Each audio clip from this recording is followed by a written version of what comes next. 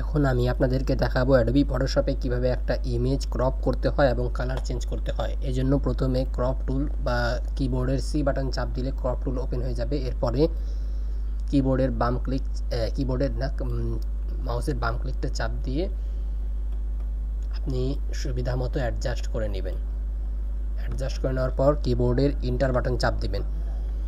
মোটামুটি ক্রপ হয়ে গেল। এখন আমরা চাচ্ছি এটা একটু কালার চেঞ্জ করতে। তো কালার চেঞ্জ কিভাবে করব? এই যে লেয়ারের এখানে দেখেন নিচের দিকে একটা হাফ সার্কেলের মতো কিছু পাওয়া যাচ্ছে, এটার উপরে ডান ক্লিক করবেন। ডান ক্লিক করার পরে হিউ অর স্যাচুরেশনের উপরে ক্লিক করবেন। এখানে আসে আপনি ইচ্ছা মতো আপনার যে কালারটা আপনি বেশি চাচ্ছেন সেটার দিকে নিয়ে যাবেন। যেদিকে নিয়ে যাব দেখেন কালারটা চেঞ্জ হচ্ছে। সো আমি একটু এদিকে নিয়ে যাচ্ছি, আর দেখি আর কোন দিকে নিয়ে গেলে ভালো হয়। এদিকে নিয়ে গেলে দেখেন ব্ল্যাক অ্যান্ড হোয়াইট হয়ে যাচ্ছে।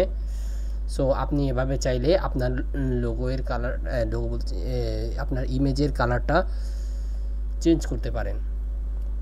হিউ, স্যাচুরেশন, লাইটনেস, আপনি লাইট বেশি চাচ্ছেন কম চাচ্ছেন, এভাবে আপনি এখান থেকে সুবিধা মতো অ্যাডজাস্ট করে নেবেন।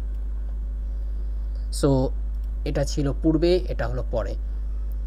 আশা করি এই ভিডিওটা আপনাদের অনেক উপকার আসবে। ধন্যবাদ।